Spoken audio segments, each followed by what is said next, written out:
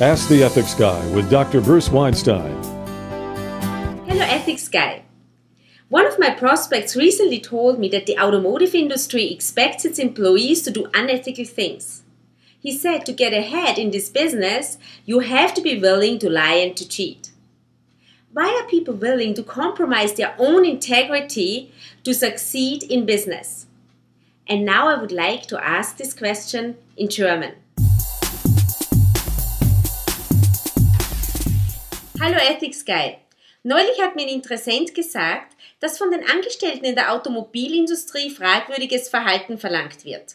Lügen und Betrügen ist an der Tagesordnung, wenn man in dieser Branche erfolgreich sein will. Warum stellen Leute ihre eigene Integrität in Frage und glauben, dieses Verhalten führt zum Erfolg?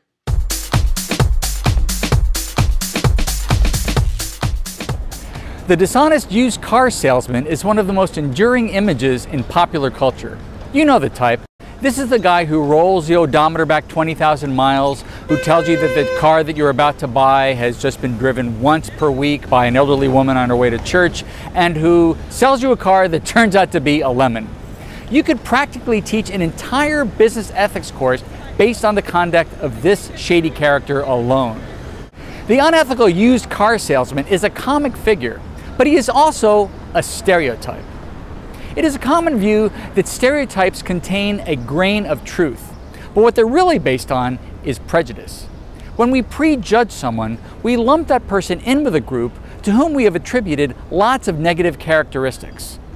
This is ugly, this is wrong, and this is unfair. Are there bad apples in the automotive industry? Of course there are. In fact, for the past 3 years, a Gallup poll has ranked car salespeople among the least trusted professionals. They are ranked lower than lawyers, bankers, and members of Congress. The only group with a lower rating is lobbyists.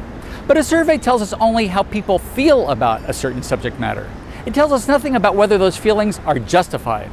For example, the National Independent Automobile Dealers Association is a trade organization made up of family-owned car dealerships across the country.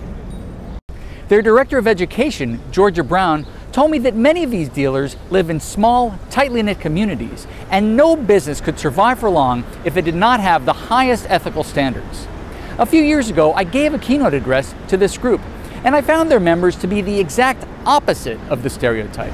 Smart consumers recognize that every business has its share of scoundrels as well as exemplary human beings.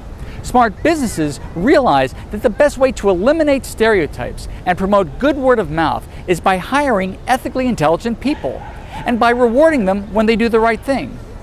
Ethical intelligence is not the best way to do business. It is the only way. So thank you for the great question und vielen Dank für die gute Frage. If you have a question, send it to asktheethicsguy@gmail.com. See you next time. Dr. Bruce Weinstein is the author of the book Ethical Intelligence: 5 Principles for Solving Your Toughest Problems at Work and Beyond, coming this fall.